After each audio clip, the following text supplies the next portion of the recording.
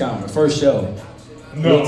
I'm telling you, no one does that well. Yeah, go to Burbank and do a show and see what happens, fellas. There's gonna be a couple that are like, hey, would you like to smash my wife in front of me? I'm like, no. Well, right. Real talk. All right, while we simmer on those thoughts, on deck, it's going to be Ken Steele. We're coming up right now. Put your hands together, a Christian Clay, everybody. Hey.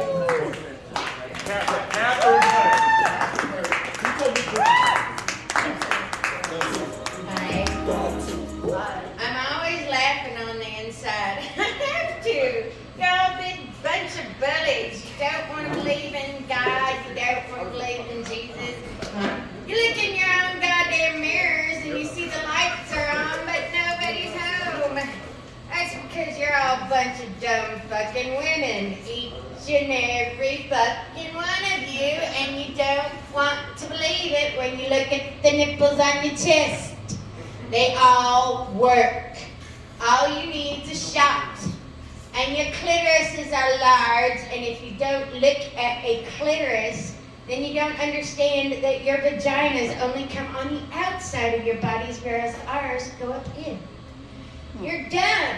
You're a bunch of dumb fucking women.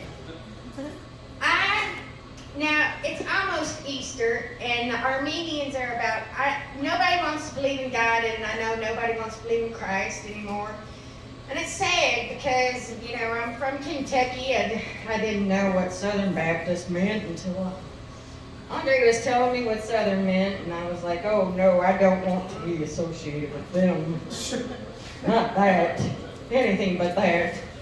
But those Armenians are about to pull out that artifact where they stabbed Christ, and it has his protons and neutrons and DNA all over that fucking artifact, so we can reanimate that motherfucker back on Mars.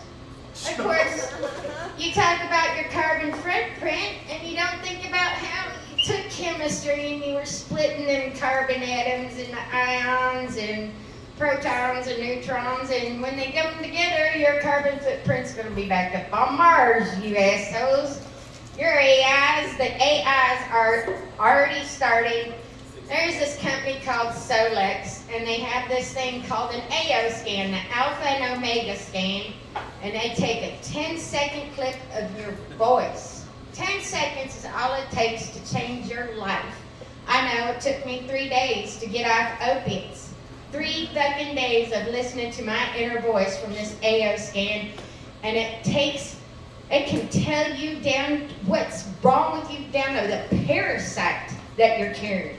That's how precise this fucking thing is, and we got Star Trek here already. Now, I can do any of you guys' voice. Anybody who wants to know what they're like, what they are mapped like on the inside, so that you can listen to your inner voice when you sleep at night, and you hear the nice tones. It's like specifically suited for you, so that you can wake up and feel good and actually go into a theta sleep. It's the most amazing thing I've ever experienced. Now, Andre, I'm so sorry I was insensitive last time I was up here. And I don't want to be at all, but I was raised in Kentucky, and my dad had a guest star in Andre's trial a couple weeks ago. He said he looked scaly and, you know, old and white, and I was like, yes, that would be that motherfucker.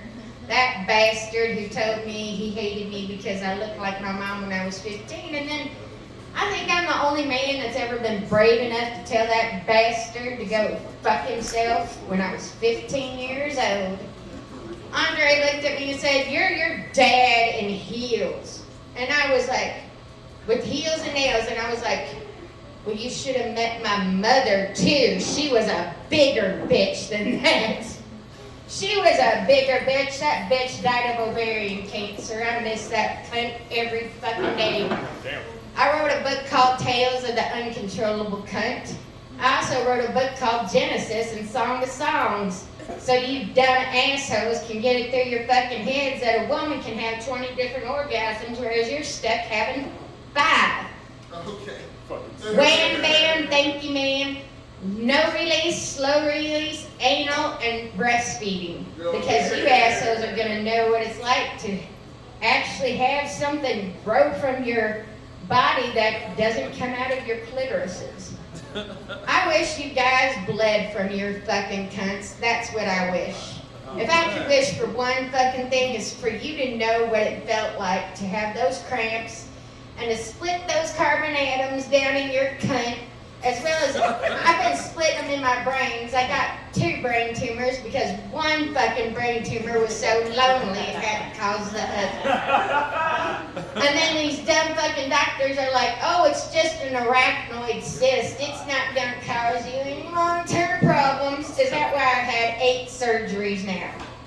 8 surgeries to get this shit worked out. Do you know what it's like to go have brain surgery? What? It's not like it's brain surgery. I hate that fucking joke. That's the worst fucking joke. You're gonna have surgery tomorrow? Well, it's not like it's brain surgery.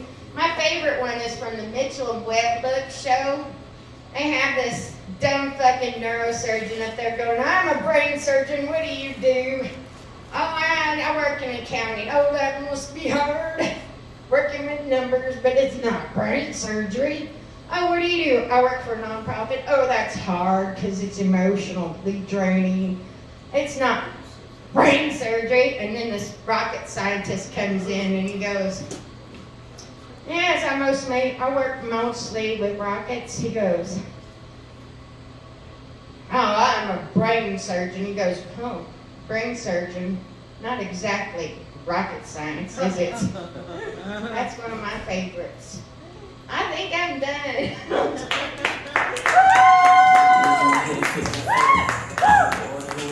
Give it up for Catherine Clay, everybody! That one, There you go. I feel like